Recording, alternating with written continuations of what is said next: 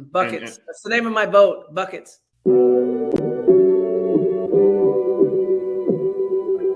Buckets. What we get. Not the only transfer we got from Florida. Keith Stone, too. Remember that. Everybody who watches the show on a regular basis knows my love of the stretch four. You know, we all make mistakes. He might have made one going to Tallahassee. If y'all don't know. Dribble to the left, cross over to the right. Hurricane to the game, many buckets for the night. Matt with the pick and roll, Melissa with the give and go. This Shelly, you hoodie girl dunking in the hole. Check the scoreboard, this what we fall for. Peep the gameplay, they want an encore. Yeah, overtime for another round. It's buckets after buckets, baby. You out of time. It's buckets. What it is, homie, it's buckets. Woo! We get buckets. Yeah, baby, buckets.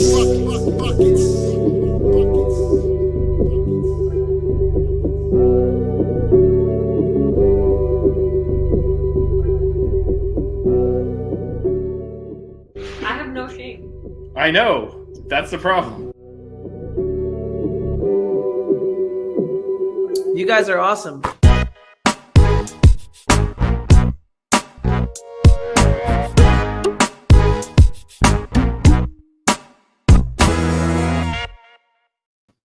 What is going on, guys? Welcome back to another episode of Buckets. I'm Matt. He's Vish. She's Melissa. Melissa, how you doing tonight? What up, Jackson? Good. The head coaching hire is official now, but it's weird doing a show without the two of you sitting next to me. Vish, how are you? Happy baseball's going well. Unfortunately, we're the only program to miss both ACC tournaments, so the on-court, no bueno, man. Well, Jackson and Nate in the chat, what up? Matt, how's it going? Do you miss us? Pretty good. Yeah. Matt spent part of the weekend with us on the West Coast. I'm not going to lie, I miss my wife more, but yes. So. Wow, really? How dare you? That's not surprising. How dare you? But, we're gonna talk about some of our Buckets reunion at the end of the show. But we were out there. And the game of Canes is still being edited. It will be released. Our game of course that we call Canes is being edited. That'll get posted when Vish has a moment to breathe. He's got a lot of sports to cover. But we were out in the West Coast for women's basketball, and unfortunately, we witnessed the last two games of this season because we lost both of them. So we did not make the ACC tournament. Vish, thoughts? Yeah, it's the culmination of a disappointing season. We certainly are, I feel perpetually guilty of overrating our basketball teams. So that's certainly something we did, but they were picked, by the media, which is more neutral, to finish 8th. So finishing 16th is a pretty big underachievement. Just didn't win enough games. The only game that where they kind of won against a team that had a significantly better record was Virginia at home. Everything else, the other 3 conference wins were against the 17th team, the 18th team, and the 15th team. And so I think the 8th was probably a stretch, but I don't think anyone with the program would say they should have finished 16th. Obviously, the games we saw, the Stanford game, they were in it definitely for the first half and, into the third quarter. The Cal game was not really competitive, which we kind of knew going in that was a tougher game. But, there were opportunities. Nate's talking about how the talent didn't match. And, some his points are some of the stuff we talked about in terms of, the fit of the players that we were able to bring in. But then also like that performance against Syracuse, the meltdown against Clemson, like there were wins left on the table that would have, at least got them into the ACC tournament. We only needed one more win. We needed one more win, and there were multiple opportunities to win games. And I'm not even talking about, Cam missed the shot, the buzzer against Florida State and lost by a point. Obviously, if that goes in, you win. But they were in control of several games and couldn't hold leads. Probably- multiple games where we Yeah, gave up probably- fourth quarter leads. Probably left Second 4 or half 5 leads. wins Yeah. on where they had a 90+% win probably and lost. It'll towards the end of the game. it'll be a very different team next year. Coach Cullip had to put this team together pretty much out of the portal. And so most of those players are seniors or grad students that are out of eligibility. So we're pretty much keeping the 3 incoming freshmen that we had, plus Aurora Almon, who was a redshirt freshman last year, got minimal playing time, but we saw some flashes. And then Abis, who transferred from Wichita State, and Lamaya, who would be a senior. Now, this is assuming nobody transfers, and we'll talk about this through the offseason. And then we've got a top 10 recruiting class coming in with 5 players. So it's going to be a much different team. I would expect we get a few players from the portal. That also depends on who stays and goes. But it'll be a very different team next season, and it'll also be a full off season for the coaching staff that we didn't have last season. So I do expect better play next year. I mean, we'll talk about this all off season, but just, for those of you that are like, well, this has been a bust for basketball this season, it should be better next year for the women. Well, it was definitely a bust. I mean, this is ridiculous. Yeah. But also, like you said, we were overhyping, especially I think Nate talked about it, the non-conference. We did well. We only had 1 loss to Vanderbilt, who's a tournament team. But yeah, I think as Cole gets her roots here and get some of her players in, hopefully we'll see, because she appears to be an excellent recruiter. So we'll see how she's able to develop the new people that come through. Yeah, it's way too early to draw conclusions on Yeah. her tenure. I know everyone loves to snap to conclusions around here. And she's replacing someone that, Legacy. Yeah, and kind of when you have someone in charge of the program that long and they run it a certain way, and we're going to talk about this with the men too, and at a high level, even as you try to keep, and we know, the Kep Fitz, Kep Margie, Kep Lonnie, a lot of our familiar faces are still there. When you try to keep that continuity, there's naturally going to be an adjustment. And so it was potentially unrealistic even to think they would finish 8th, but there's a middle ground between that and where they finished. And all of what we're talking about in terms of the whole team left, they had to replace them, couldn't really build a roster, just had to acquire whatever talent you could get. That can all be true, while simultaneously they totally underachieved in this season. Yeah, you can look at it both ways. I am interested, though. It was the first time Matt was able to see the ladies play in person. Was at Stanford game, so I'm interested. He was locked in during that game, so I'm interested to know his opinion.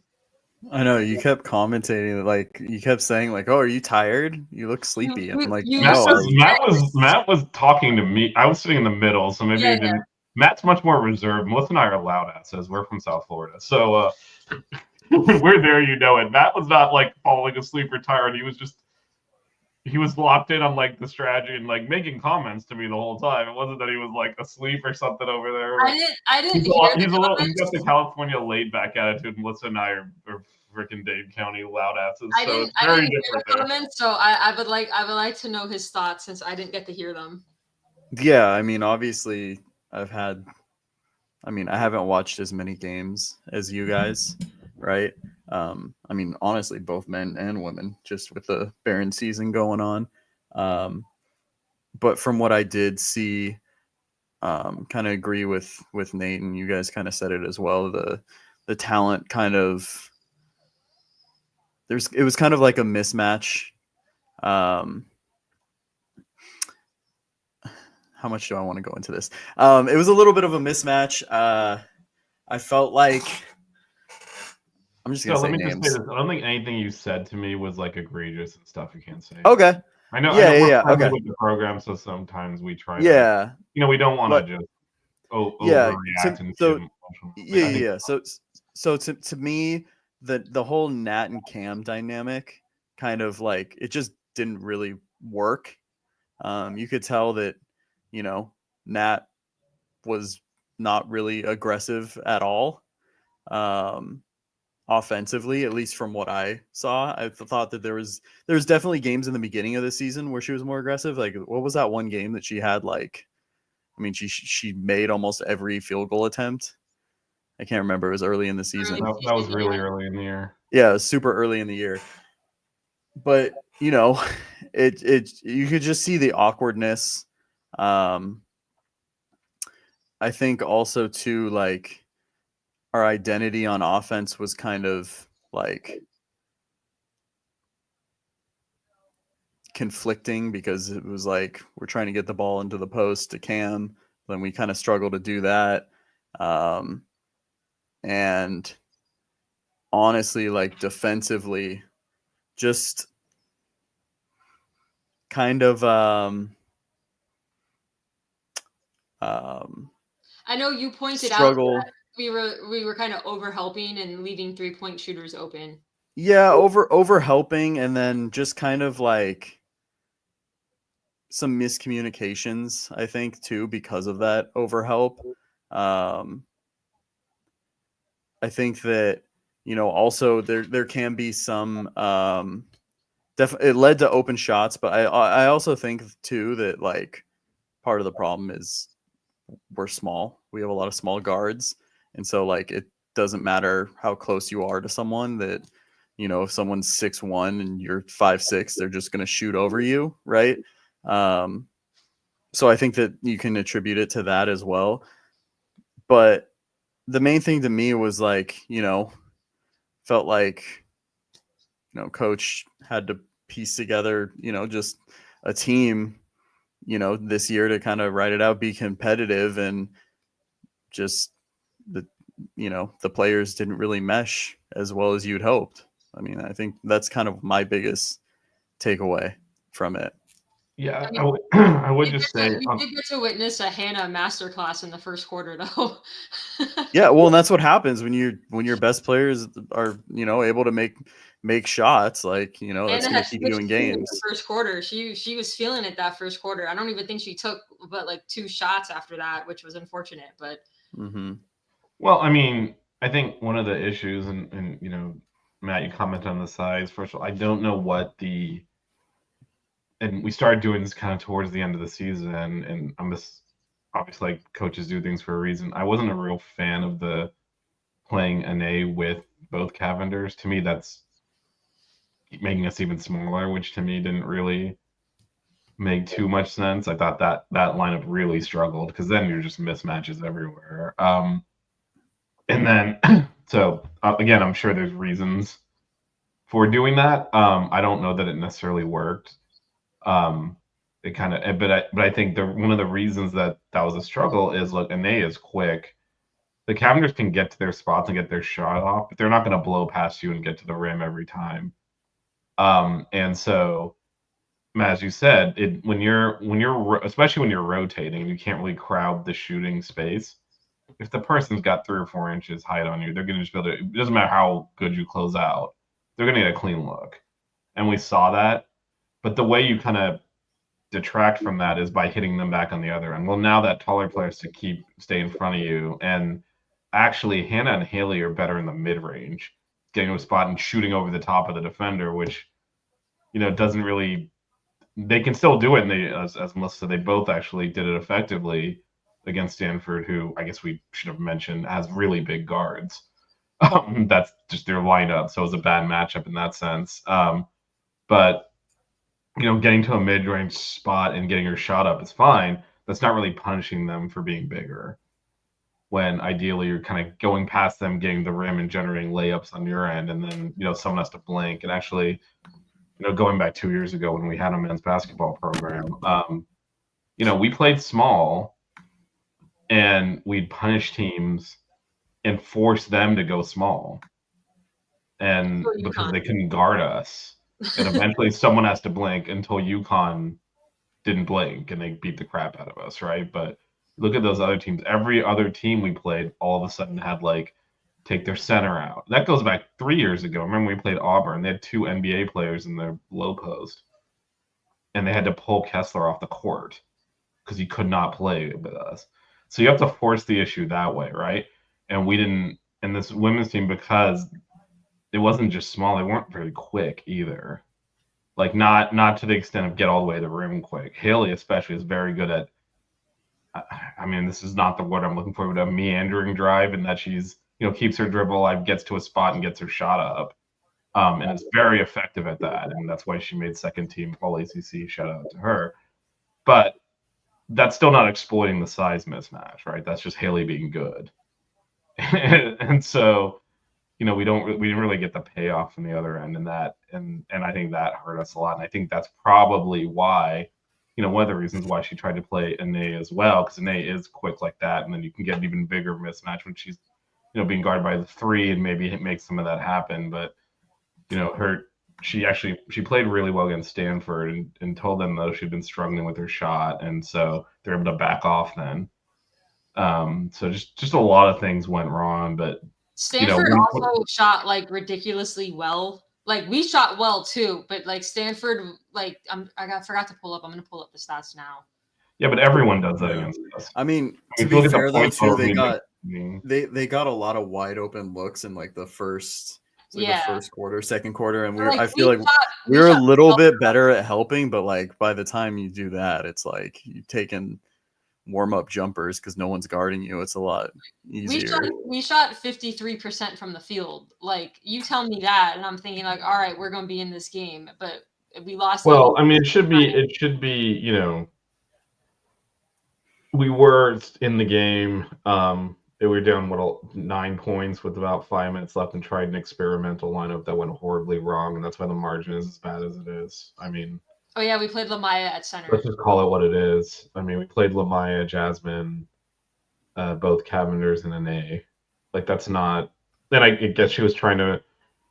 Again, coaches do things for a reason. My assumption is trying to speed the game up, because again, we were running. Actually, before we made those subs, I told Matt, we pretty much need to score every time and get stops every time to make up this margin with that little time left. So I think that was probably an attempt to force the issue. It completely didn't work. And so the margin ended up ballooning into, the game was a lot closer than the score. I can't say the same for the Calgary. It was also another one of those things where Stanford had like more shots than us. And that's been something all season we've talked about, where the other team is getting a significant amount of more shots than we are up. Including 14 threes. Yeah, I mean, and that again, that's been a problem all year. Florida State set their score record for threes against us by like 5 threes. Like it wasn't even close, and everyone has been doing that. Because to Matt's point, not only can they shoot over, our rotations are kind of sloppy, and we're not closing out well. And rebounding's a problem. Turnovers are a problem. I looked up our advanced stats for offensive rebounds, and we're like one of the worst teams at offensive rebounding in the country. But the thing I was going to ask is, to me, it seemed like maybe, and I didn't watch as many games as you guys, but to me, it seemed like too, we didn't really have anyone that puts pressure on the rim, like gets the defense to collapse. Like, so obviously that takes away offensive rebound opportunities. It takes away, opportunities if you're struggling offensively to get to the free throw line, right? Create contact, get fouls. I looked and like, we were like, I want to say like 280 out of 360 in free throw attempts per game or free throw rate. So just things like that, when you're struggling offensively in the half court, like, those are easy ways to try to manufacture points. And if you can't do that, then you're gonna have to rely on, tough jumpers and whatnot. And I mean, if they're not falling, right, and didn't really have a defense to lean on. You talk about rebounds when you're barely 5'6" shooting guard is second on your team in rebounds, only by half a board to your center. It's kind of a problem. Well, part of that's structural though too, right? And we talked about this earlier in the year. Nat attempted 1 3-pointer in 3 years at Notre Dame, and now we're basically asking her to be a spot-up shooter. So we're pulling her away from the basket. Now, whether or not that's because Cam and her occupy the same space, and Matt talked about this on this show, we've talked about it all year, like how well do those two actually fit together? But when you're taking, when you take one of your bigs and say go stand at the 3-point line, she's not really going to also be offensive rebounding very much. So was that the right? I mean, I think at this point, I'm sure the coaches would wish they would do a lot of things differently than what we did. based on how the season went. It's all 2020 hindsight at the time. You know, when we were talking about this earlier, like she's developed a 3-point shot. Look at how much her game's improved. And this is giving us a weapon on the perimeter that can also go inside. And it turned out that, you know, especially down the stretch, she struggled really badly from 3. And then, you know, she's taller than Cam. She's the tallest player on the team, but she's standing at the 3-point line, so she's not there to rebound. She's huge in person. Yeah, no, I was shocked. Yeah. And again, we can all 2020 hindsight a lot of this, right? Should we have done this versus that?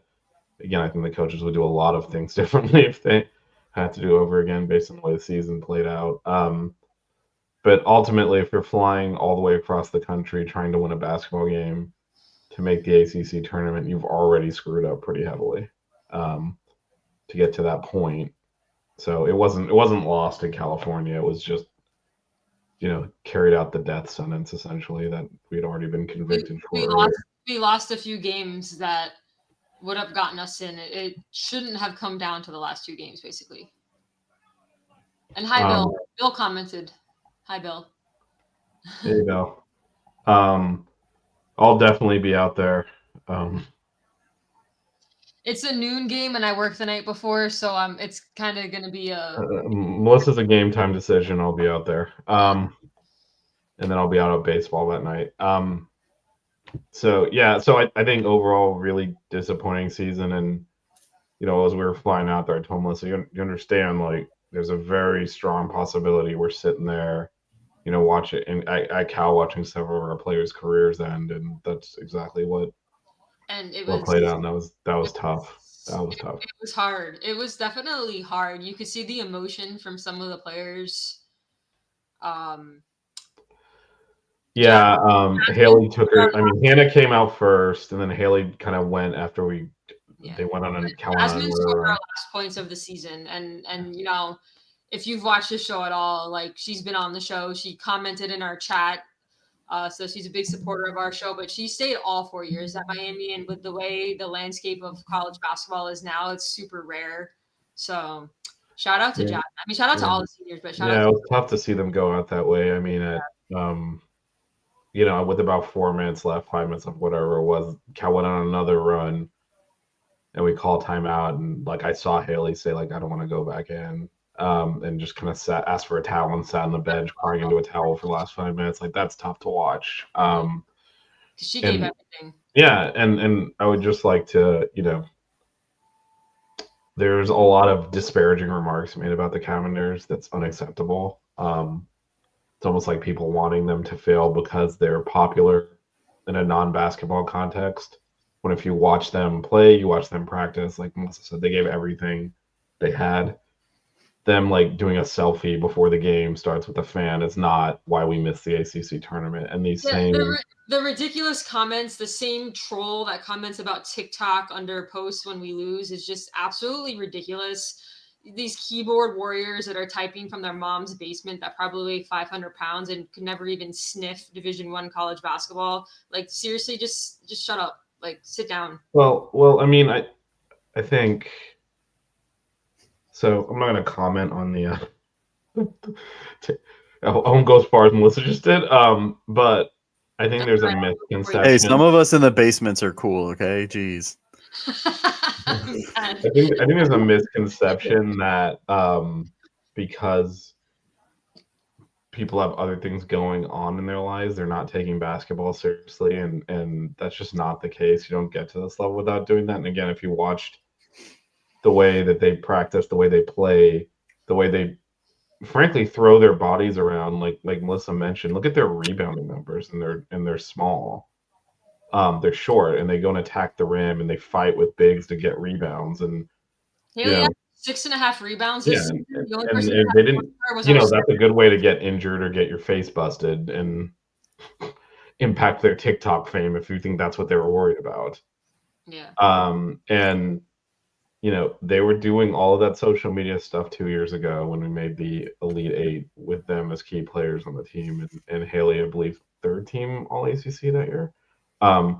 So it's bullshit, and it's unfair, and it's misogynistic, and it's not acceptable.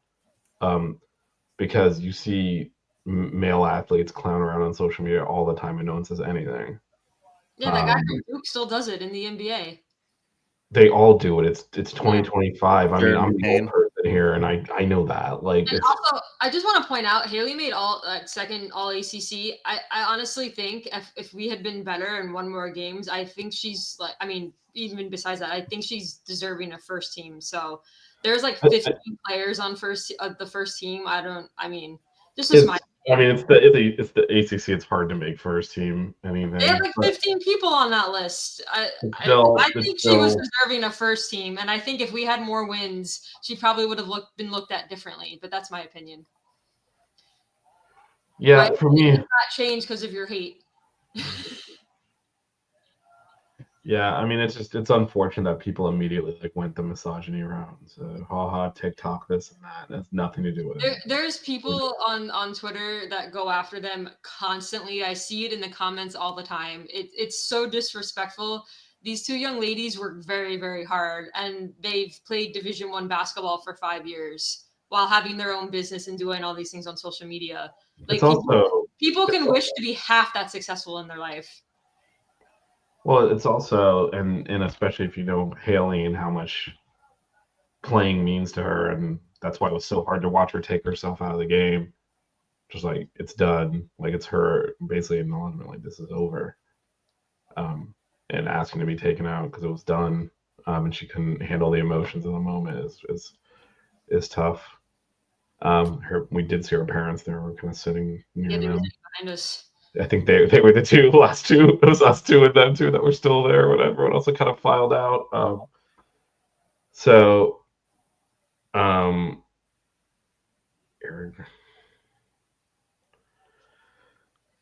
Yeah, I mean, testing my old man knowledge here. We're gonna talk about Matthew Cleveland in a few minutes. Well, yeah, talk about numbers on a bad team, but he's done that now 3 times in a row. But across multiple schools.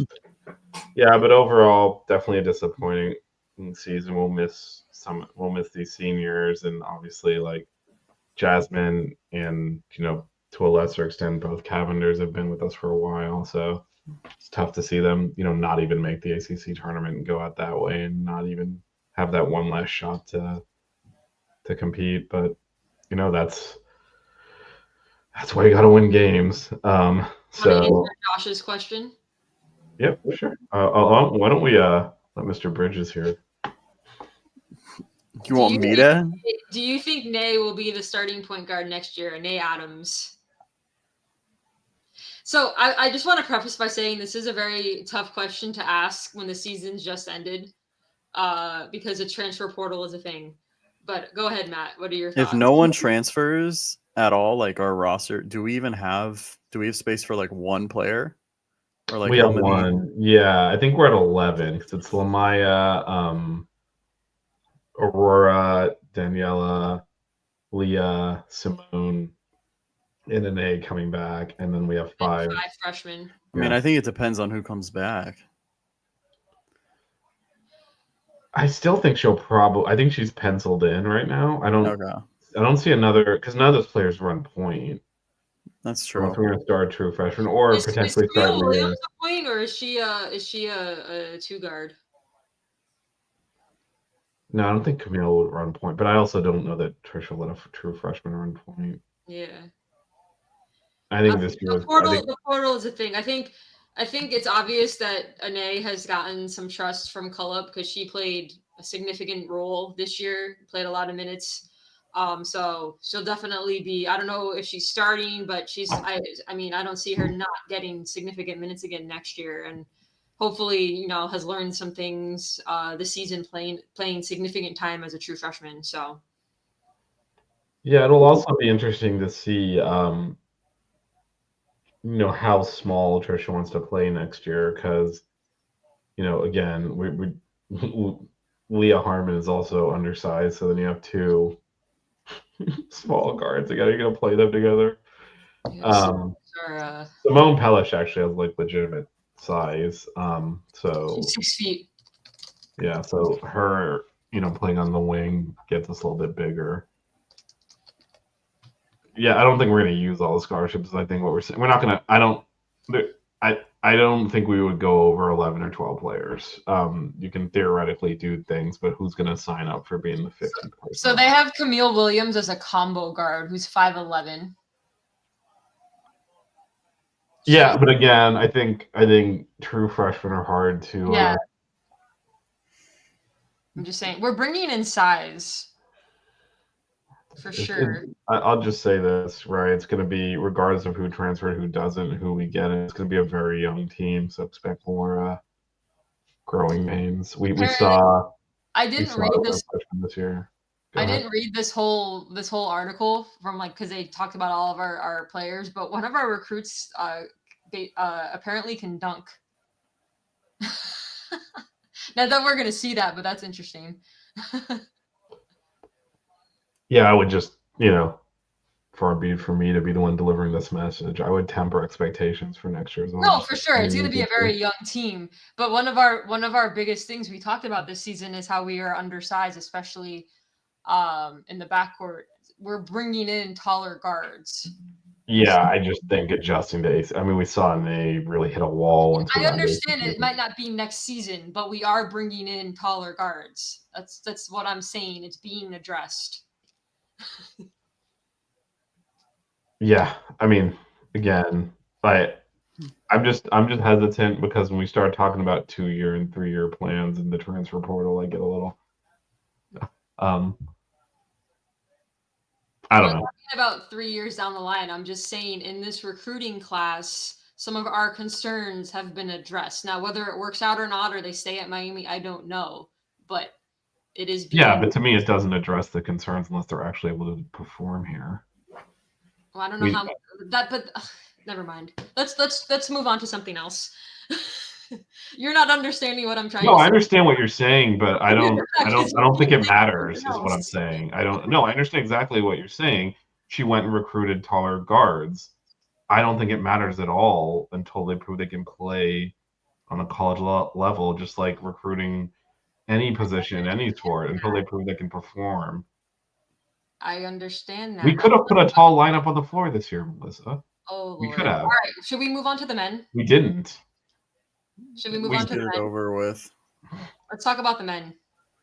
The men's season comes to an end on Saturday. Thank God. Against NC State. The suffering is almost over.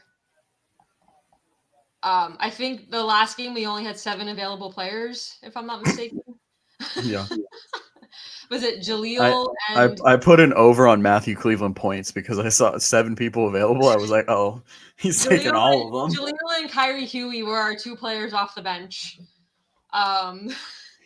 Yeah, I like how we had 7 players available and he still managed to fuck the lineup up. Like, I mean, this is like a clown car at this point, right? Matthew Cleveland didn't start 2 games ago, and now Jaleel's not starting. Like, it's almost like he's doing it on purpose. I know he's only got 1 game left, and then he'll never be allowed on campus again. But like, what is that? How do you have 7 players available when you don't start Jaleel? Silence is golden. I know we shouldn't care anymore. What starting lineup have we had this season? We have so many questions, Sean. One of them. You could stop after the word. What exactly was the point of Jalen Blackman, and just stop right there and not even finish the sentence? But yes, I'm trying to bring out the stats for the game, and even stat broadcast is embarrassed because there we go.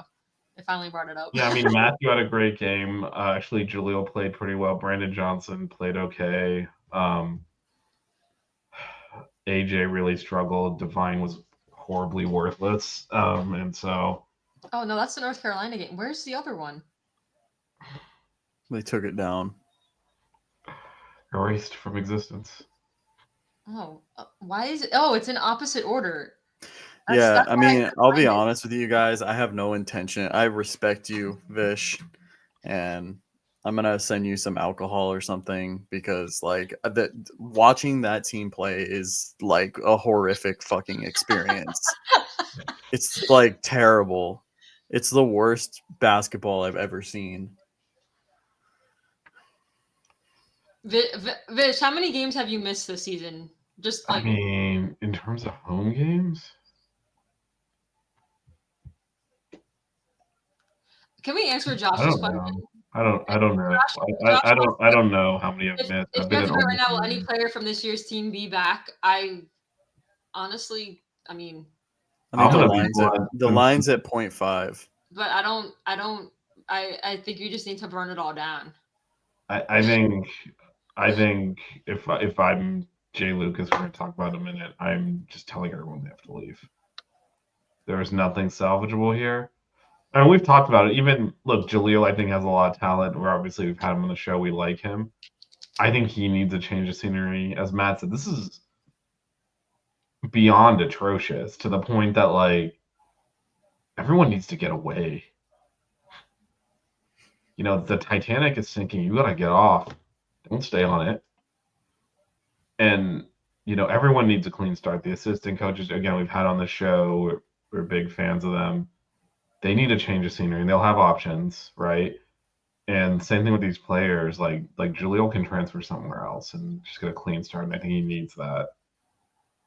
Same thing with Austin Schwartz. And I don't think I would take anyone else back, to be honest.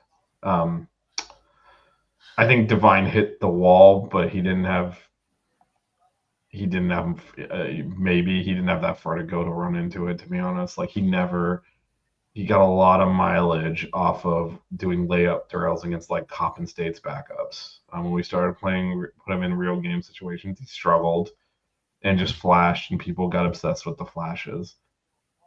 I don't get it. I don't get why he plays that much. I don't get why he starts. I mean, we've talked about this a lot on the show. I'm not gonna continue to rehash it, but for your starting point guard to play 25 to 30 minutes and score like 2 points and turn it over, the worst assist or turnover rate in the country, or whatever the hell he is. Matt's got the updated stats on that one. That's just not acceptable. And and they keep playing him. And you know, I joked about this, but Matthew Cleveland for some reason has been benched multiple times this year. Jaleel gets benched if he like slips walking onto the court before the game starts. Everyone else gets benched. Divine plays he tried to play him an entire game. Like I was saying, I'm like, they're not going to the Duke game. We're getting killed. He's out of his depth, and he tried to play him the whole game until he picked up his 4th foul with like 6 minutes left in the game, and he sat him out for a few minutes. And it's just, I don't understand. I don't know if they made like promises to Hakeem. Like I don't know what the hell's going on there. To be honest, it's nonsensical. And again, no one understands what defense even is. And the reason that it's problematic, though, all of this is, again, they develop bad habits, and then you got to undo them. He needs to go somewhere else. They all do.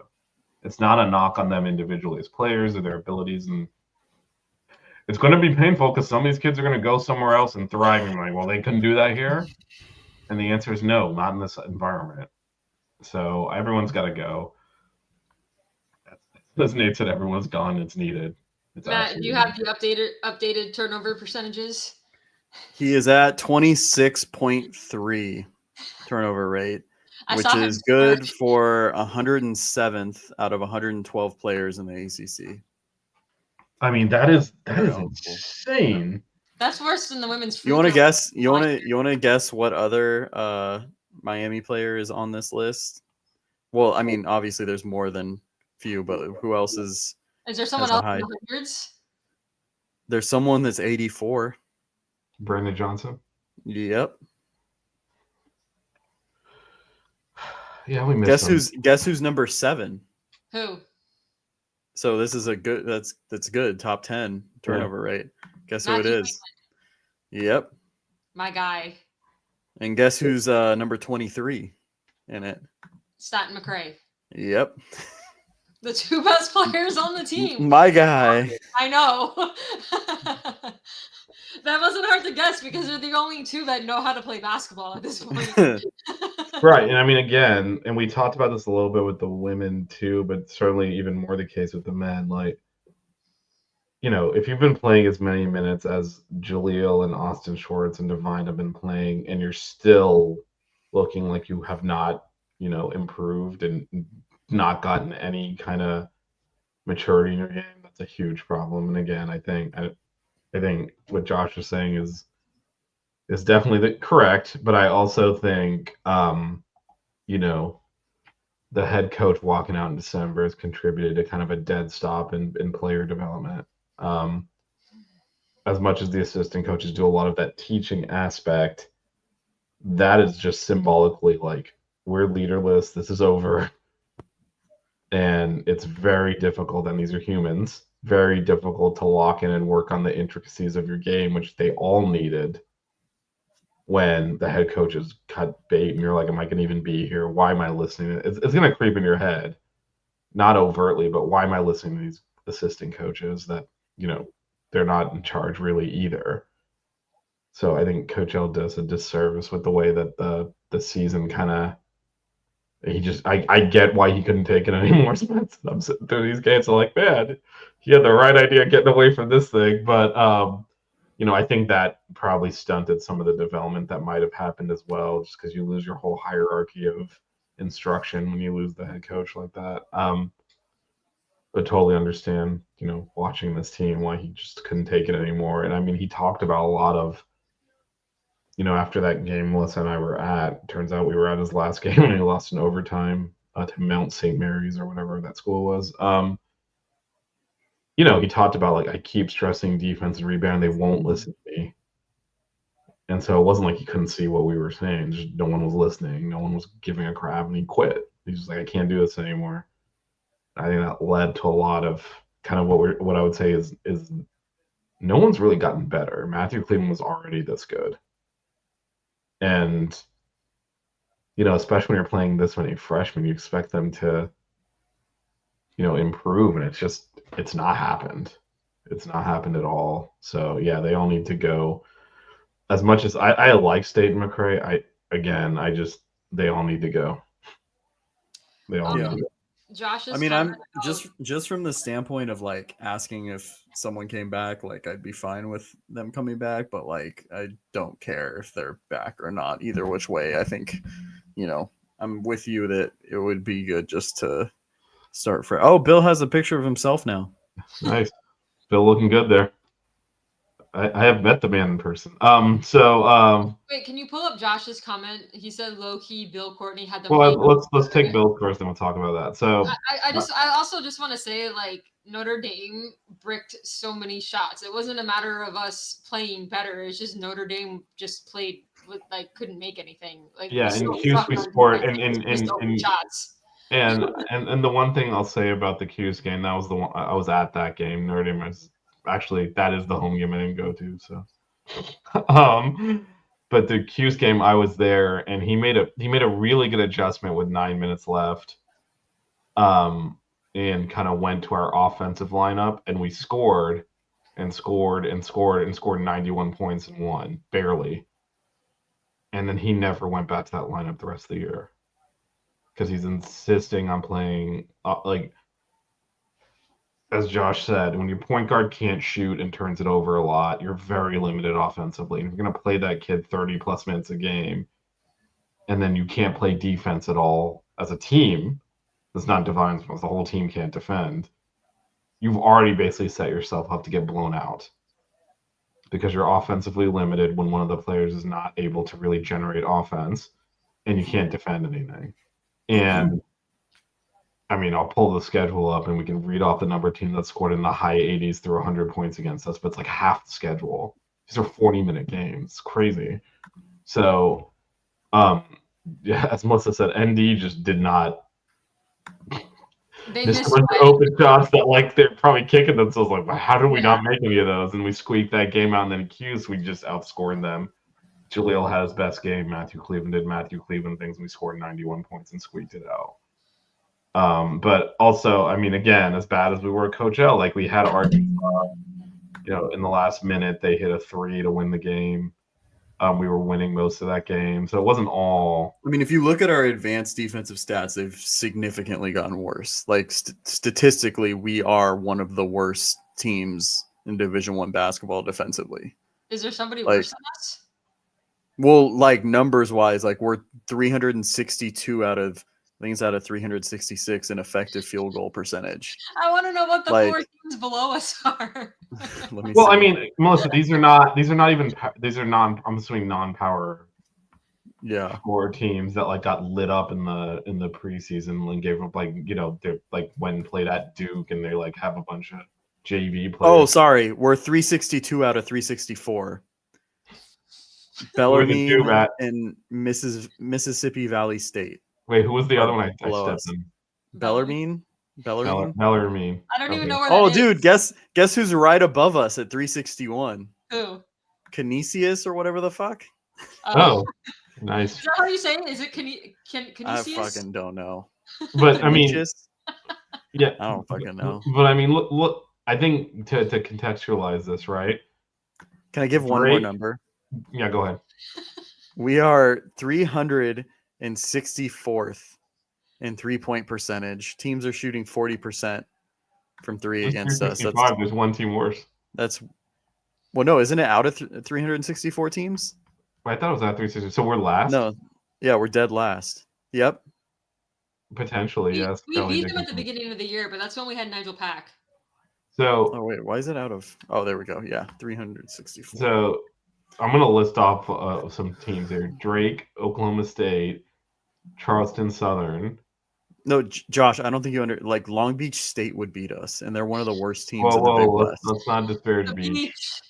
No, they're one of the worst teams in the Big West right now. People in the chat, put your opinions of the Coach Lucas hire because we're gonna talk about that shortly. We're gonna talk about this. I just want to list off some schools here: Drake, Oklahoma State, Charleston Southern, Virginia Tech, Florida State, Wake Forest, Duke, SMU, Stanford, Cal, Virginia, Louisville, Syracuse, Virginia Tech again, Duke, North Carolina, Georgia Tech.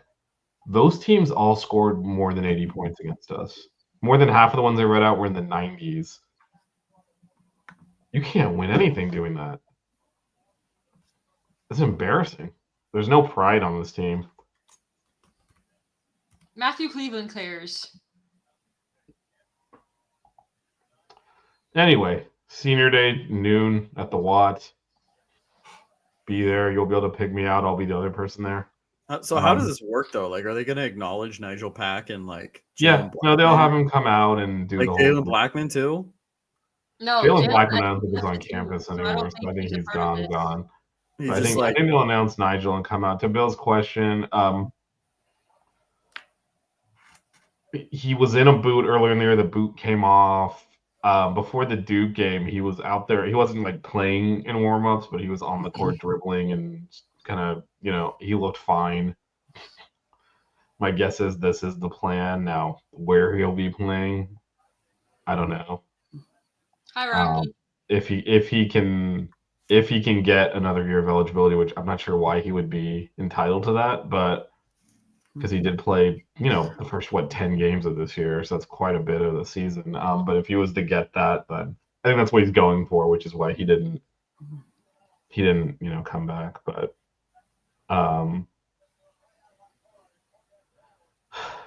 we'll see what happens with him. If he were to get that eligibility, my assumption is he would use it to go into the portal. Jay Lucas can try to, sway him back here. He's probably the only player I would take back that's currently technically on the Miami roster. I don't know. I feel like he gave up on the team, so I'm not even sure that. I think if he were, the reason I say I would take him back is that's kind of the opposite of giving up on the team. He's back. If he wants to come back. If he could have played more this season. The coach. He's been out of a boot for a week. I mean, I don't blame anyone when the coach literally quit on the team. Coach. To be honest. So if and I don't think Nigel faked an injury. No, I don't think that either. I just think, I don't know. Unless he knows he's getting a red shirt. Well, he doesn't. I don't think he could possibly know that. Because he's likely going to have to file. He's probably going to have to file like an appeal because he's out of eligibility unless he gets a decision in his favor. But I also think, if you're weighing, should I? Because he was legitimately injured. he still might be. I mean, we're not doctors. We're not examining him, right? We don't have any inside info. But under the assumption that he maybe could have come back like a month ago and didn't, I mean, what was the point of coming back a month ago? At that point, if I'm him, I'm like, look, if I come back, I'm definitely burning the rest of my eligibility. Or, I can rehab, make sure I'm 100%. And even if I don't come back, at least I'll be healthy for pre-draft workouts and all of that. Because why am I going to risk injuring myself to try and get us to 3 wins in conference? Like, it just, I think he regardless of whether he gets the eligibility back, he probably did the best thing for himself, and I can't fault him for that. This season was lost a long time ago. He doesn't need to be out there playing on one leg or risking injury. Should we talk about the new coach? Just real quick on this. Well, I'll be there for sooner. I can't imagine.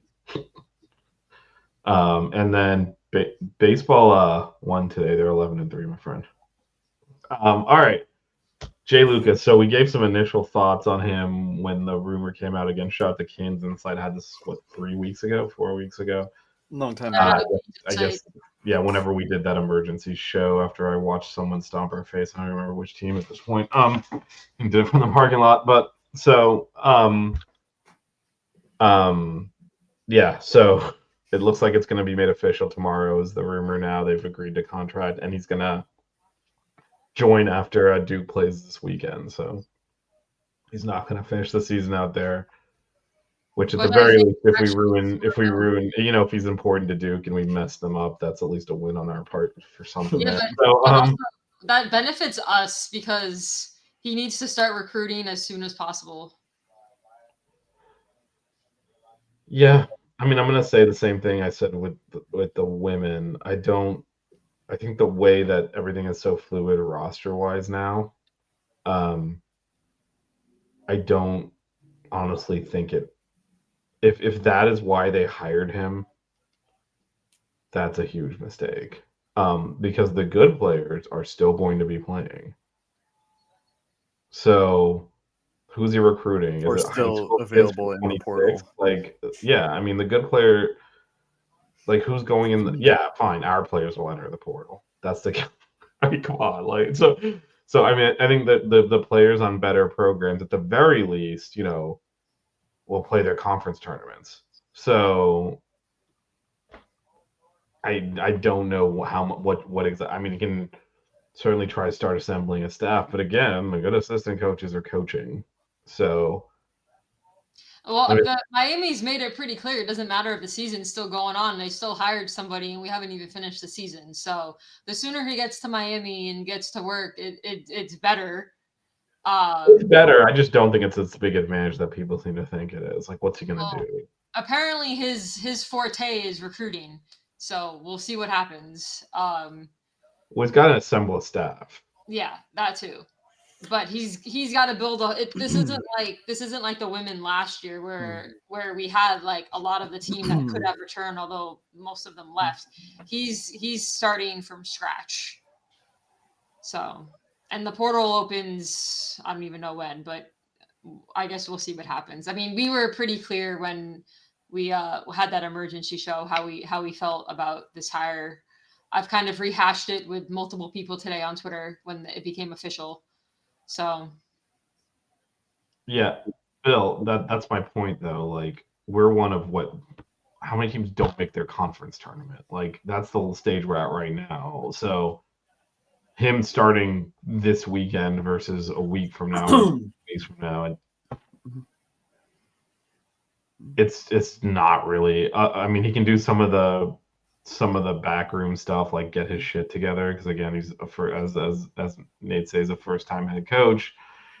I know Melissa said, unlike the women's team last year. Well, a big difference with the women's team last year, we hired a coach that had experience, had assistant coaches, had a staff. Yep. A majority of which she brought with her and blended into the current staff.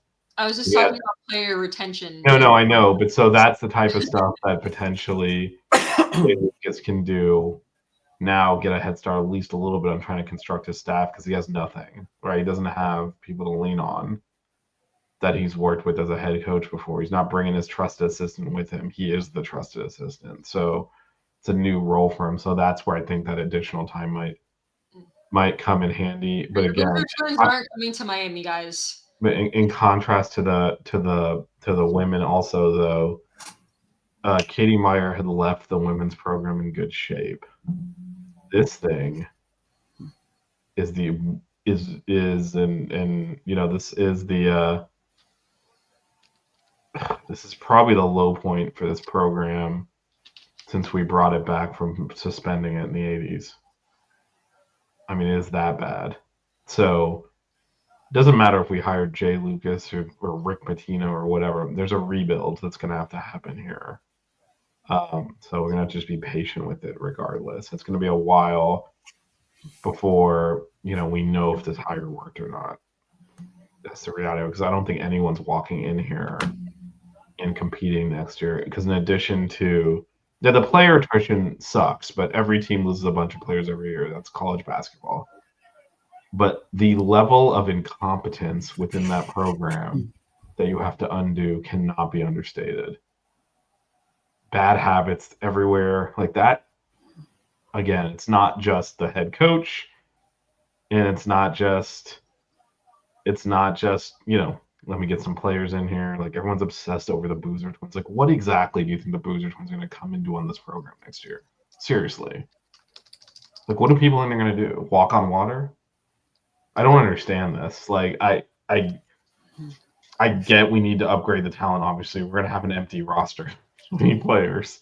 But I think if you're thinking there's going to be some kind of silver bullet recruit or recruits, or he's going to get a top 10 recruiting class and all will be right with the world, that's not how any of this works. John Calipari can't do that anymore. He won national He's champion. going to recruit as well as at Duke and Kentucky, at Miami. This isn't football. This But is the even if he basketball. does, The but logo is different. my point is, even if he does, this is not that era of college basketball anymore. You don't get a bunch of, like, you know, McDonald's All-Americans roll the ball out there and win. We see that doesn't work. That's why Calipari has struggled the last few years, because he's still able to get the guys in there, and his teams are not very good because they're playing against teams that stick together longer, that are more mature, that have better systems in place, and losing. And so I don't know. We'll see. I mean, this is not sarcastic, but we don't know that he's not a good coach because he hasn't coached before. So, you know, that I'd certainly rather have him than like someone that has proven he can't coach, which we've hired in programs. So, I'd rather have him than Frank Martin. Yes, absolutely. To be honest, I mean, it's probably not a good idea to hire a coach that's banned by the high school association in which you're located. Also, people that would throw Frank Martin's name out there. No, but I mean, look, it's a big unknown, as Nate said. We would have preferred to limit uncertainty, but, you know, I take uncertainty over known incompetence, and frankly, that's what we have right now. yeah, It's a cleanup job, so I think people, whether you like the hire or hate the hire, we got to be patient here because it's going to be a mess. Like, and I'm talking about, you know, building from the ground up. This is not like switching the roof out on your house. This is a house. This is knocking the whole thing down, then you're going to relay the foundation and build from scratch. Is that bad? And I think people need to limit their expectations, because the casual hoops fan that thinks they know about Miami basketball because they follow the football team thinks that he's going to recruit like he did at Kentucky and Duke. Need to like chill out a little bit. And when I say, hey, I don't like the hire, doesn't mean I hate this guy and that I want him to fail. I just was saying, like, hey, I think there could have been better options out there. It feels like we rushed into this hire, but like I'm obviously a fan. I'm still going to support him, but like I don't like the hire. I think there could have been better options out there. Just my opinion. And I don't even know, from my perspective, I don't even know that they necessarily would have arrived at a better option. They didn't try. Yeah, exactly. And that's where I have a problem. Like, they didn't try. They didn't conduct a coaching search. Nope. They decided this was the guy, and they went and got him, and that's either going to make them look really smart or really stupid. I'll say this. Either way, like no matter how you feel good, you feel not so good about it. It's a huge risk. Just like Vish said, we have no idea if he can coach because he's never been a head coach. And this is, pretty much unprecedented in college basketball. I mean, you see assistants getting head coaching jobs after they've kind of been groomed by a head coach for, a number of years, like Tommy Lloyd at Gonzaga going to Arizona. I mean, even John Shire, I think he was under Coach K for like 10, 12 years. I mean, Jay Lucas, he was there for one of Coach K's last year, I think. And then I know he's coached under Barnes and Shaka for like a couple years each, if even that. But I mean, it's also unheard of for someone to kind of take over for a team this early, like as the season's not even done. Kind of speaks to the landscape that college basketball is in. But I'm definitely with the consensus of like, you gotta give him time. He's a first year guy. He might recruit some great players, but that doesn't mean he's going to coach them up to their potential and whatnot. He hasn't built a culture by himself. He hasn't built a team. He hasn't drawn plays. He hasn't game planned, as a head coach. It's completely different, and maybe he excels at it right out of the gate. We don't know. It's just, there's risks involved. So yeah, the conversations I was having today, people were like bringing up lists of players he's recruited to Duke. I'm like, yes, as an assistant coach at Duke, one of like the all-time storied basketball programs, he was able to bring in guys like Cooper Flagg, and he's bringing in the Boozer twins and all of these things. He hasn't done it as a head coach, and he hasn't recruited at a school that's not a blue blood. He was at Kentucky before he was at Duke. So you can give me all these reasons why you think it's a great hire because he can recruit. It's very different coming into Miami basketball than coaching at Duke. That Duke can recruit itself. So we'll see how he does. But all these people that are happy with the hire also need to be patient and not call for his head next offseason because we only win like 8 games or whatever. Yeah, and to Nate's point, I think especially, when you look at Miami basketball, he's not going to win with recruiting. He's going to win with coaching. Mm-hmm. You're not going to out-recruit North Carolina and Duke regularly. So if the goal is to finish in the middle of the ACC, you can probably do that on the strength of recruiting. If the goal is to do anything more than that, he's going to have to do it with coaching, which again, assumes facts, not in evidence. We don't know. We don't know what he can do there. But, I don't think it's useful, as everyone's saying, you got to be patient. It's going to be a work in progress. It would be regardless of who we hire. We can be clear about that. Like, I don't know the last time, Melissa, you've gone to a game. I don't think Matt's been out in person. Like, the level of toxicity around this program, actually, I don't encourage you because I wouldn't do that to people. But if you head out to the Watt on Saturday, I mean, do a vibes check. It is very ugly. And I think people need to acknowledge the mess that's there. And also, it's not useful to gaslight everyone into, pumping up his credentials. It is what it is. We took a shot at someone who's known more as a recruiter and has no head coaching experience. And whatever the reason is for that, that's what we did. Those are facts. It's not being, negative or positive. I'm just saying those are the facts of what we've done. Could it work? Sure. But pretending like that's not what we did, I don't understand the point of that. And, saying he's the reason the Boozers went to Duke. I think Carlos Boozer is the reason the Boozers went to Duke. Like, there's a big red flashing sign. Like, they don't go to Duke if their dad didn't go there. Like, so I just, some of this stuff is just like stupid. I need people to give me another reason besides recruiting on why this is a good hire. It's the only reason people are throwing at me on why this is a good hire. And that it's not a reason. He's an assistant coach coaching at a top program. Yes, he's going to recruit well. People want to play at Duke. It's not a reason. Yeah, but I think so. Again, this is going to come off as like sarcastic, but we don't know that he can't coach.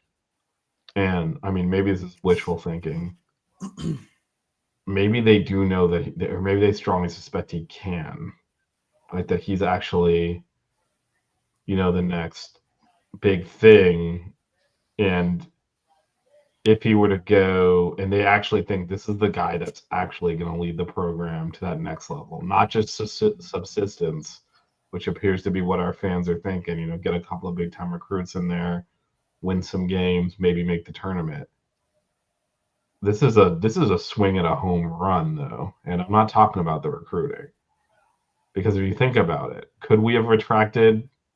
I don't know what we could have attracted. As Nate said, the two coaches we had that have been successful here are not only Hall of Fame worthy coaches, but they weren't really thought of that way when we hired them.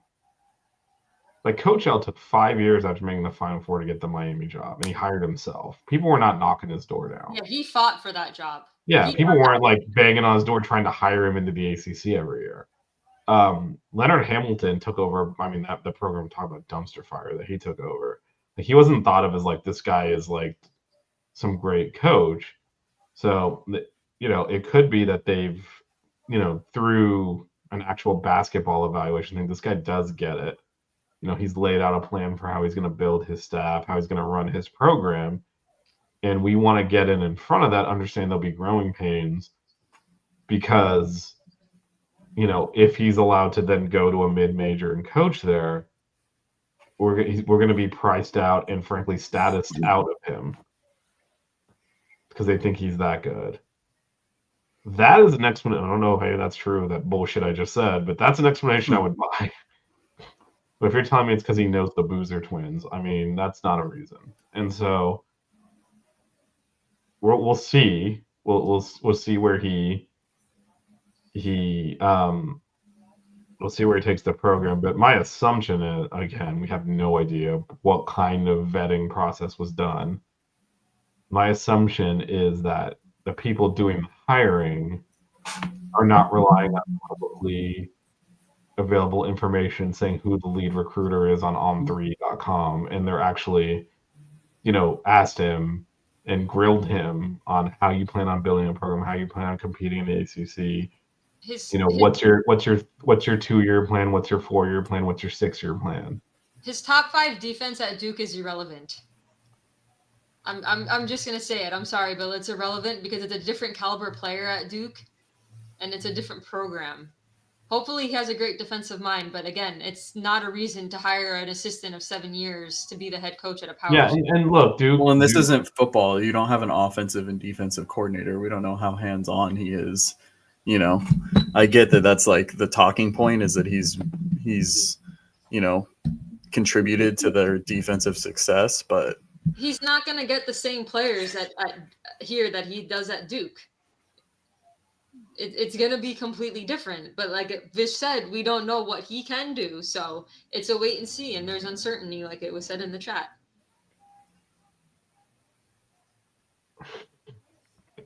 Nate is very down.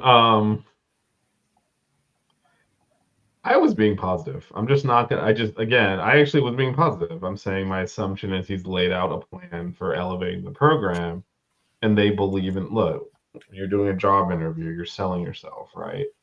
I mean, it's the interview was not hire him pulling up a someone website and being like, "Look who I recruited." Like, he must have laid out a vision for how he sees himself building this program back to where it was 2 years ago, and that information on how he did that is not publicly available, which is why I said it's not useful to gaslight us, to say things that are factually inaccurate, or to give him credit for things that it's impossible for him to have influenced. Look, we don't have the information that was used to hire him is not stuff we're privy to, and it's nothing in his record. So it in the way that these things work is it's a who you know thing. I'm sure he knows, he's been, you mentioned all the programs he's been at, you get a lot of connections doing that. So I'm sure there were back channels back to, Miami, when the job opened up, from him saying like, hey, he's interested. I'm sure a lot of people vouched for him, which got his foot in the door, and then he had to sell it himself, and he was able to do that. And that's fine. That's how these things happen. It's no different than when you apply to a job. You fill out this. Well, I'm talking. Melissa's never really done this public applying to websites thing, but in your profession, I don't think you really go there and fill out the stupid thing into a corporate bubble that gets kicked out. But anyway, you fill in the things, right? And just go, Vish. Anyway, you fill out when you apply to a job, you fill out all this crap, right? And you put in and it says like this much. We expect this, this, and this. It says required, and then preferred, and all this crap they put in there, right? Yeah, I filled out job applications. You would assume, yeah, but I guess what I'm getting is your required is hard requirements, right? Like you had to have graduated nursing school and done that type of shit. My point is, in some industries, the required term can be fuzzier. My assumption would be, to be the head coach of the University of Miami, one of the required skills would be X number of years of head coaching experience, but I guess not. So however he got his foot in the door, Listen, I don't want to speak for everybody. I don't want to speak for everybody, but Nate's kind of said it in the chat, and it's probably never going to become public. But I would like to know if we've reached out to anybody else. I mean, I know the only other two names that I heard were Patino and Chris Jans. But did we have any conversations with Patino? Like, I think that's what it seems like. Yeah. So, because we hired this guy before the season even ended. He's got no head coaching experience, but we've been talking about who we think should be the head coach since El retired months ago, and giving names and saying how we want someone with head coaching experience. I would like to know everybody else that we've talked to that has led us to think that this guy with only 7 or 8 years of assistant coaching under his belt is the right guy for Miami. That's what I want to know. Can I just say something though too, Vish? Mm-hmm. For me, it's hard to be very upbeat and positive about this hire because it's something that has never really been done in the history of college basketball. To straight up hire an assistant to just be the leader of a power conference team like this after, he's 36 years old. 36? Yeah. 6 years of experience. So, I mean, he could be great. I don't know. It's just we have no idea if he can be a head coach, and that's the worrisome part of it. And that's why we question it. Yeah. Well, I want to push. Rather, if you go the route of someone that's been an assistant, went the mid-ranger route, proven, has made the tournament, been a proven winner there, and you hire someone from there. I mean, to me, it's like there's inherently less risk. And this is actually true. We've actually done this exact. We all know how that went. You see how he recruits under Rick Barnes? This will work for sure. Anyway, the one thing I will, I guess, push back a little on. However, again, I'm assuming, again, for someone that has been an assistant coach for a handful of years, he's worked with a lot of big names. He's got a lot of connections. However, he got his name in front of our school as a candidate. I can tell you right now, if I'm doing hiring and I talk to this guy, he's the guy. I don't give a shit who else is interested. So, like, why does it matter who else we interviewed? Or who else might have been interested? If that's my guy, that's my guy. Like, I think there's a working assumption. We think, and rightly or wrongly, that other candidates are better. They have head coaching experience. Rick Pitino's won national championships. So we're saying those guys are better. If I'm doing the hiring and I think they're not better, this is the guy. I'm not interviewing anyone else. I don't give a shit. That's the guy. I got my guy. That's who I want. So we can disagree with, that analysis. But if they made that determination, again, whatever they did to do that, if they made a determination that Jay Lucas, the guy's going to lead this program forward, we believe in his vision for this program. We think he's the right guy to get it done. We think the youth is a strength because he can relate to these players better. He can build the program. He's in it for the long haul. He's not going to go running off to Duke or whatever. He's going to stay here and build this program. He's bought in, and I think he's the right guy to do it. I'm not interviewing other people. I don't care. And I actually respect that more than let me interview people to see what's up. If you think he's the guy, you go get your guy. Have some conviction in your beliefs. But do they really think that? I think 100% they think that. You don't behave like this without that. We found I mean, someone that's what who was has- reported too. That like someone else that was interviewed said that it seemed like that he was the top guy the entire length of the process. I don't remember where I saw that report. Again, I don't think we don't have to agree with that conclusion. But once you conclude that this is the guy you want, you just get him, you close the deal, and you move on. No reason screwing around. Yeah. And every behavior they've exhibited leads me to believe that's exactly what they concluded. Now, whether or not that's right or not, we're going to find out down the road. But once they thought, like, hey, that's the guy, that's the guy. We'll You don't see. keep looking. I think there are a few people that are shocked that we weren't all like sunshine and daisies with this hire. You know, what is it that Jerry Jones says? Glory holes. Well, He's gonna There's pull a up. very low percentage of this that is smiles and glory holes. yeah, I mean, look, I personally have consumed some abhorrent basketball the last couple of years. And I think we've earned the right to be a little bit skeptical given what has been allowed to transpire over that time. When people say, trust us, we got this, it hasn't really proven to be the case. With that said, if they really think this is the guy, they are exhibiting every move that leads me to believe that that's what they've concluded.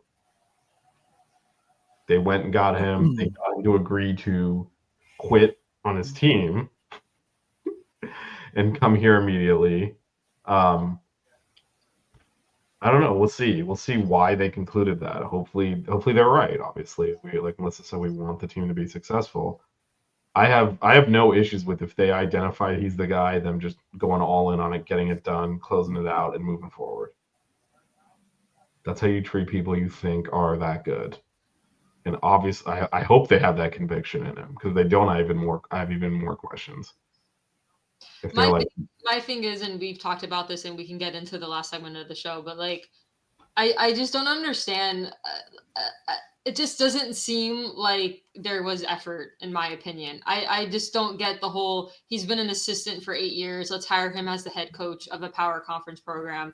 I will support him. Obviously, I support the team. I'm a big fan of it. Obviously, a huge fan. We travel for games, whatever. But like, I, in my opinion, hey, I'm just a fan. I don't understand it. But hey, so I'll just. that's why I'm not in charge of these things. Well, I'll just give like from my own background. I have most definitely, obviously the stakes aren't the same. I'm not hiring the head coach of a major basketball program with the millions of dollars tied up in the people I hire. But actually sometimes anyway. I have 100% passed on someone that looked better on paper and hired someone else because I knew it. When I'm talking to them, like, that's the person that we want to work with. That's the person that's going to lead us forward. Even though the other person looks better on paper. I've done that repeatedly.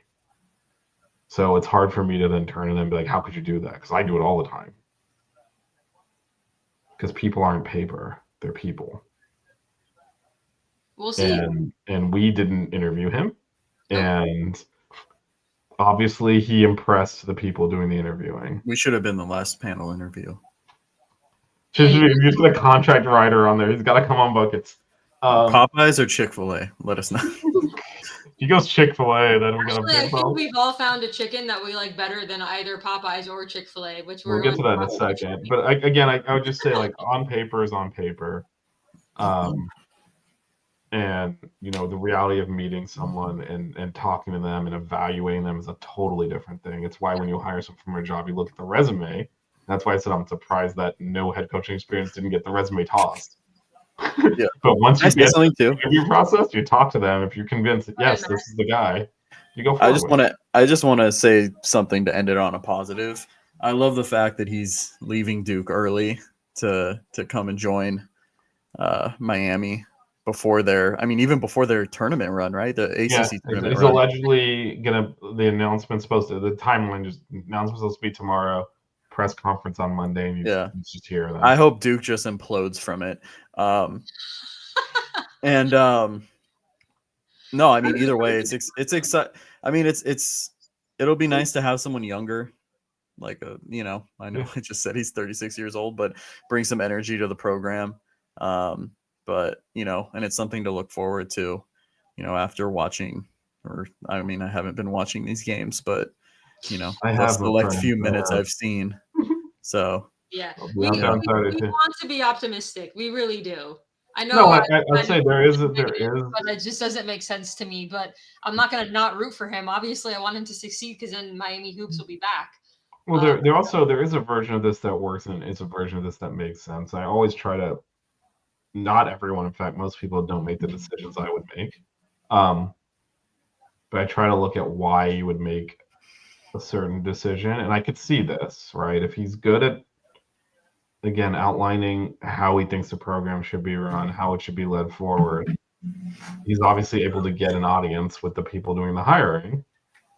And once you do that, to me, like once you do that, your resume's kind of out the door. Then now you're just interviewing, and because the resume should get you eliminated from the interview process. But once you're sitting there talking to the guys, then you just gotta sell it. And apparently, you can do that.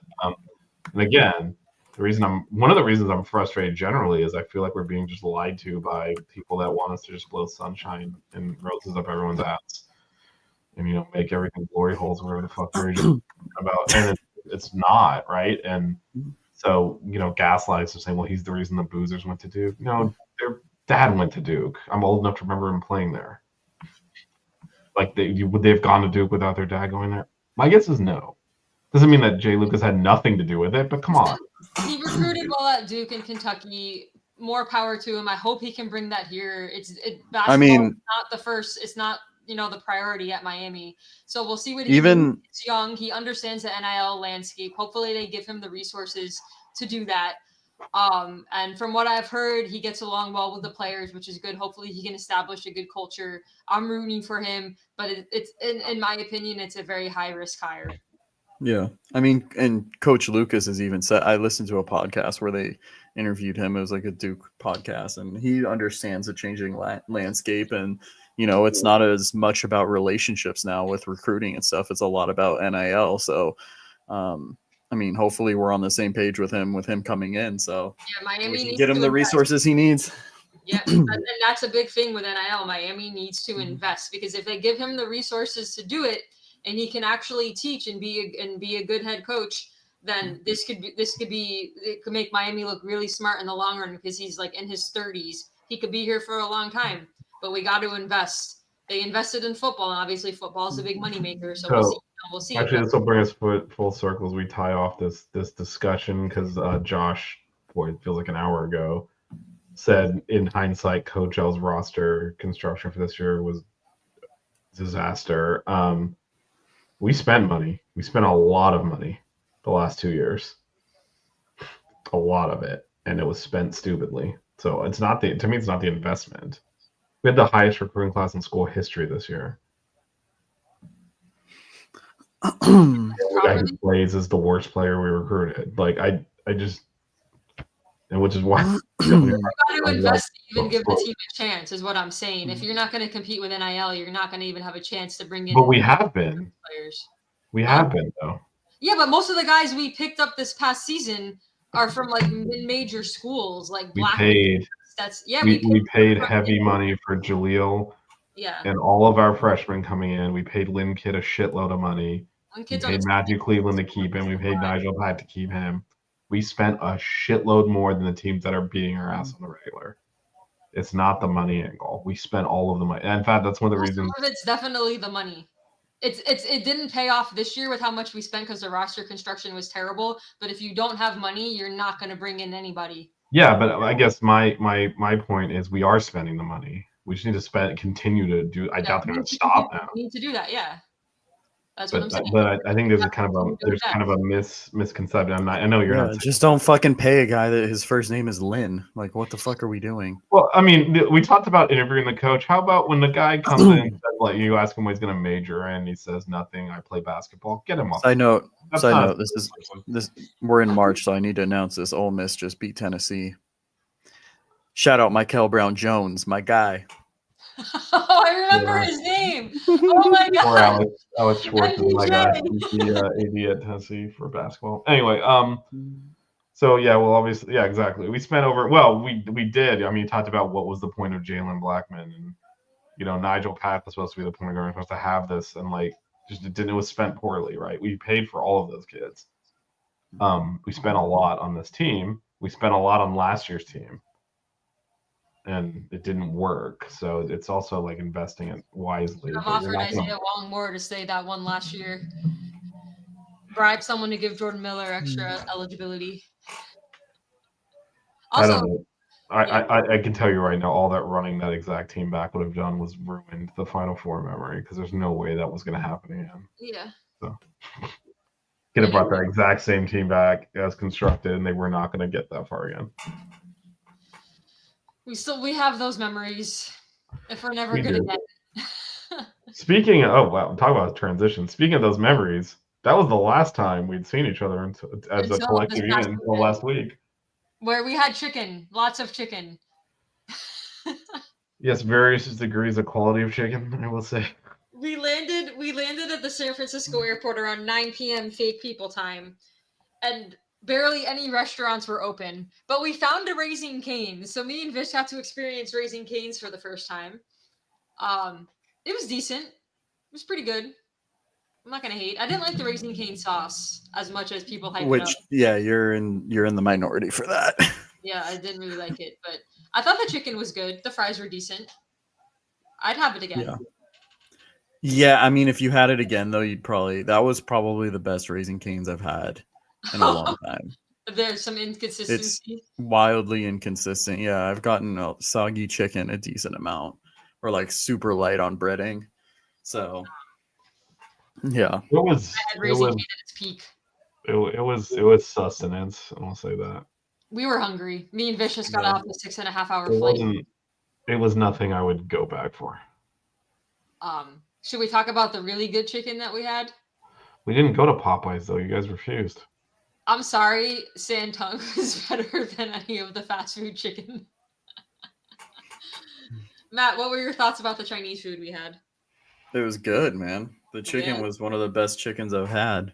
Then let me set the stage because I love this place and I talked about it when I made Vish go there the last time we went to California in October. Yeah, you wouldn't shut up about it. Because it's so good. They have this. They're known for their dried fried chicken. It's a Chinese food place in San Francisco. It's not even in Chinatown. They're known for their dried fried chicken. I love it. It's worth the reflex. Matt bit into a chicken wing, and his first words were, "Oh fuck."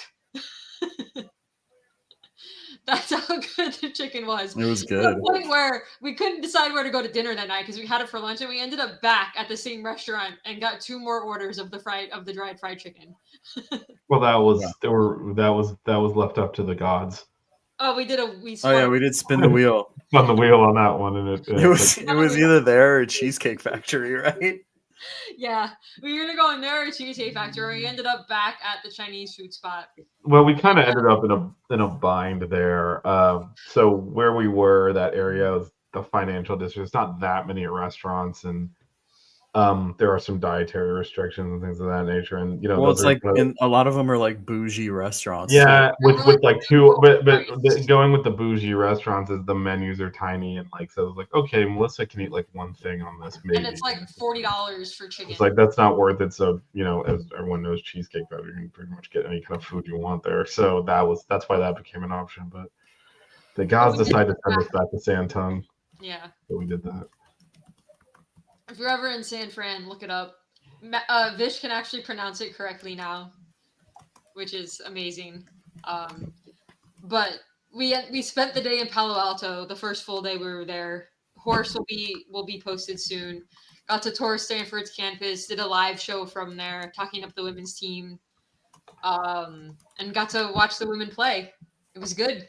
We had fun. Yeah.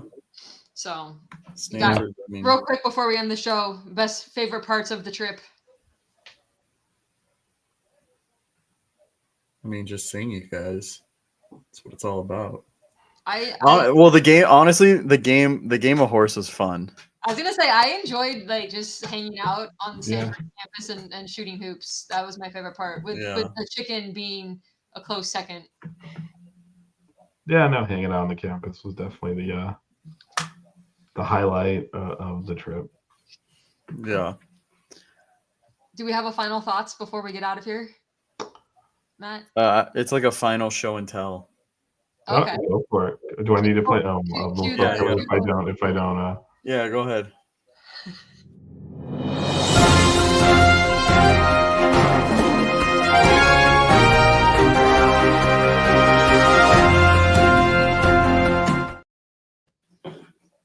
Sorry, my Shane Larkin photo fell. I don't know if you saw that, Vish, as I was grabbing something. So we had our Barron's banquet, end of year banquet, and the guys graciously gave me a little parting gift. So here is Wait, hold up. Barron's squad right here. Oh no! Wait, What? sorry. Oh, I clicked out. There's the Barron's squad right there. You Shout can out see number me. 4. I look so short. It's crazy. Is that the photo where you had to step back And- a little bit because there wasn't enough space? Yeah, there wasn't enough space. I should have just told the number 34 who I was standing next to. I should have told him Wait, to scoot down. Matt, But show off the hoodie also before oh, we go. Matt got me this hoodie. we swapped hoodies. We And then also, exchanged hoodies. Vish got me this insulated bottle. It also has a blender portion to it. I don't know Yeah, if no, it's a you know that, shaker Vish? too. You can drink Yeah, it out has of the it. shaker, the built-in shaker in there. Look at that. And of course, it is 305 days, so someone had to rep Dade County. Real quick before we go, I'm not sure when we'll probably have a show next week. But make sure you all shout out Matt on Twitter. His birthday is March 8th. So everyone make sure you wish him a happy birthday. Anything else, guys? Yeah, Yeah. real I quick. have one thing too. Go ahead, Vish. Go ahead, man. Oh, Maybe. I'm gonna end the show now with naming a random former NBA player. So shout out to Jermaine Jones. Jermaine. Yeah. All right, I'm gonna shout out a not random current NBA player. Keyshawn George lit it up tonight. The Wizards actually won a basketball game because of Keyshawn George. 23 points, 7 boards, hit 3 threes, had a steal and a block. Wizards player of the game, which they dubbed the key to the game, which is Wait, what not was good his a Swiss Army knife. But did he have cornrows or was it the fro? I think it was the cornrows. It was the cornrows. Oh, also, You know what's so ridiculous? It's the off season, which means NBA Grid shall return. Yeah.